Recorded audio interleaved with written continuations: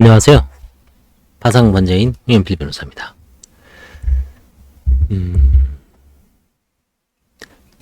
최우선 변제권이 있는 임차보증금 반환 청구권이 있는 경우 어떻게 할까요?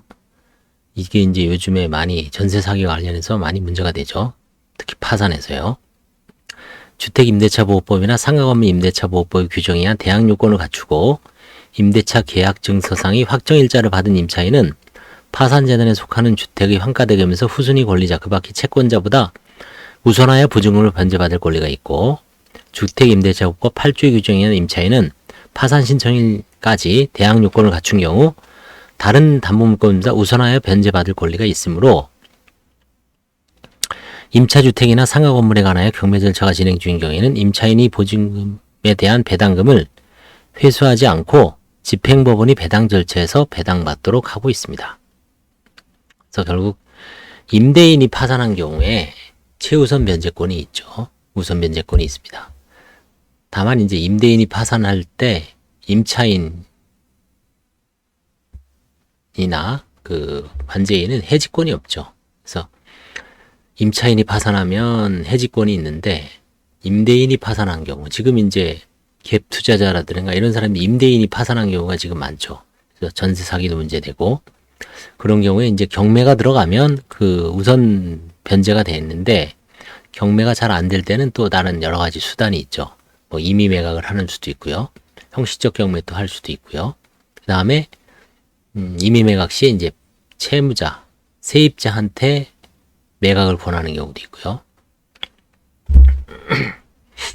그 다음에 이제 허그, 대한주택도시공사에 보증보험을 가입한 사안은 세입자는 일단 보증금을 받고 등기명령을 해놓고 나가면은 그 위에는 허그가 이제 파산관제인 파산재단하고 이제 알아서 해결을 하고 있죠.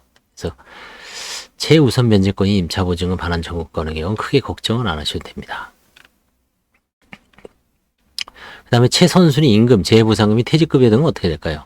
임금 채권에 기하여 파산 선고 전에 강제 집행이 이루어진 경우에도 그 강제 집행은 파산 선고라의 효력을 잃습니다. 대법원 판례입니다. 임의 경매 절차나 체납 절차에서 최선순위 임금 채권자들이 그 권리를 보호받지 못하는 경우가 있었습니다. 그래서 2014년 12월 30일 개정된 법 415조의 2는 최우선 변제의 대상이 되는 최종 3개월 임금, 재해보상금, 최종 3년간의 퇴직급여 등은 파산재단에 속하는 재산에 대한 별채권 행사 또는 349조 1항의 체납처분에 따른 환가대금에서 다른 담보물권자보다 우선하여 변제받을 권리가 있다고 규정하고 있으므로, 이에 해당하는 채권의 경우 집행법원의 경매 절차에서 우선 배당받도록 할 수 있습니다. 415조 2의 단서는 다만 임금채권보장법 8조에 따라 해당 채권을 대의하는 경우에는 그러하지 아니하다라고 규정하고 있는데, 이 규정의 의미와 관련해 대법원은 이는 파산 채무자인 사업주를 대신하여 미지급 임금을 지급하고 임금채권보장법 8조 2항에 따른 근로자의 권리를 대의하는 근로복지공단은 별채권 행사에 따른 경매 절차에서 근로자와는 달리 배당금을 직접 받을 수 없다는 뜻일 뿐, 근로복지공단이 다른 담보물권보다 우선하여 변제받을 권리를 부정하는 것은 아니다. 따라서 근로복지공단이 대지급금 채권자로서 배당 요구를 하면 조세 채권자가 교부 청구를 한 경우 등과 마찬가지로 배당금은 파산관제인이 교부되고 파산관제인을 통하여 변제받게 된다라고 보고 있습니다. 지금 이제 채당금이 아니죠. 대지급금으로 바뀌었죠. 그래서 근로복지공단이 대지급권자로서 배당 요구를 하면 배당금은 파산관제인에 교부되고 파산관제인을 통하여 우선 변제를 받을 수가 있습니다. 그래서